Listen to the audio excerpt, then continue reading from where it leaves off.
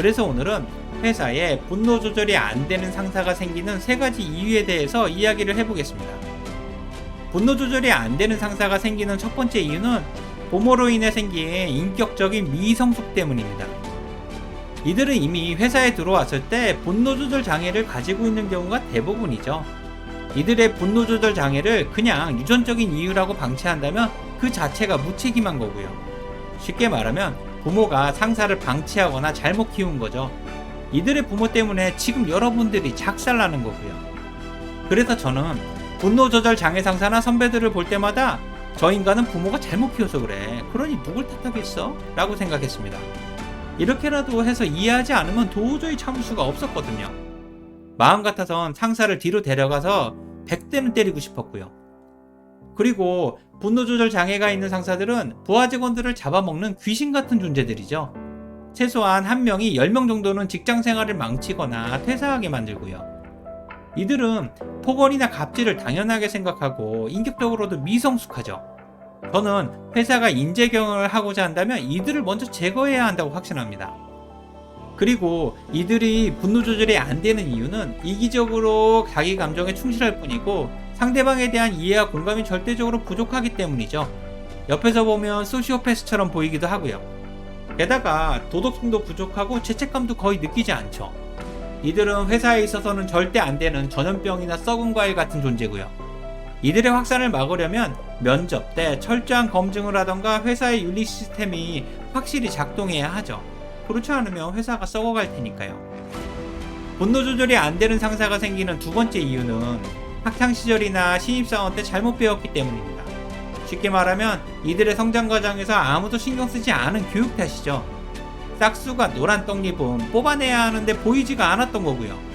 그래서 배운 게 도둑질과 갑질밖에 없는 거죠. 그리고 사람은 누구나 사회적인 관계를 맺으면서 성장하게 되죠. 그 과정에서 잘못도 배우면서 수정하고 잘하는 것도 계속 강화해 나가고요. 하지만 분노 조절 장애를 가진 상사는 선생님이나 상사들이 몰랐거나 아니면 그냥 방치한 거죠. 학생이니까 그럴 수 있고 신입사원이니까 이해하면서 그냥 넘어간 거고요. 안타깝게도 그 피해는 고스란히 부하 직원들이 보고 있는 거죠.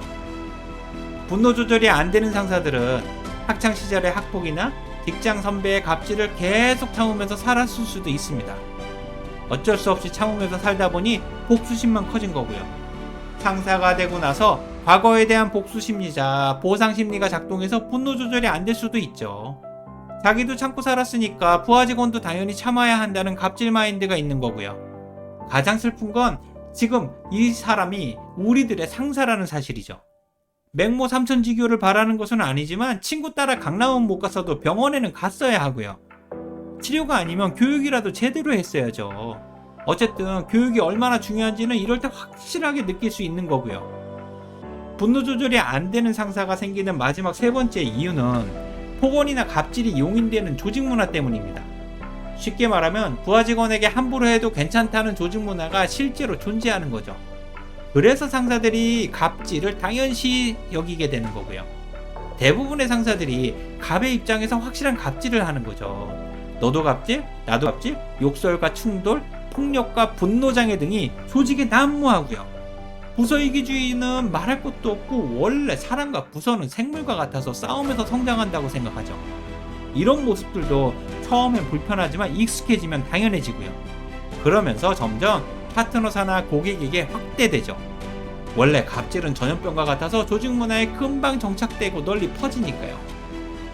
그리고 실제로 어느 정도 갑질이 용인되는 조직 문화를 가진 회사들이 꽤 많죠. 회사의 경영 방침이 매출이나 이익에만 집중되어 있는 경우 직원들은 경쟁 압박이나 스트레스가 엄청 심하고요. 큰 잘못이나 대외적으로 문제만 안 되면 갑질이나 비윤리적인 모습들이 어느 정도 용인이 되는 거죠. 그러면서 부작용으로 분노 조절이 안 되는 상사들이 늘어나는 거고요. 성과만 있으면 사람에게 함부로 해도 된다는 조직 문화 속에서 분노 조절 장애 상사들이 날개를 펴는 거죠. 그렇다면 분노 조절 장애 상사 밑에서 승진한 부하 직원들은 정말 괜찮을까요? 아마 이런 모습들이 조직 문화로 정착되어 있다면 문제의식도 없고 서로가 서로에게 상처를 주면서 당연하게 직장 생활을 하고 있을 겁니다. 원래 콩 심은 데 콩 나니까요.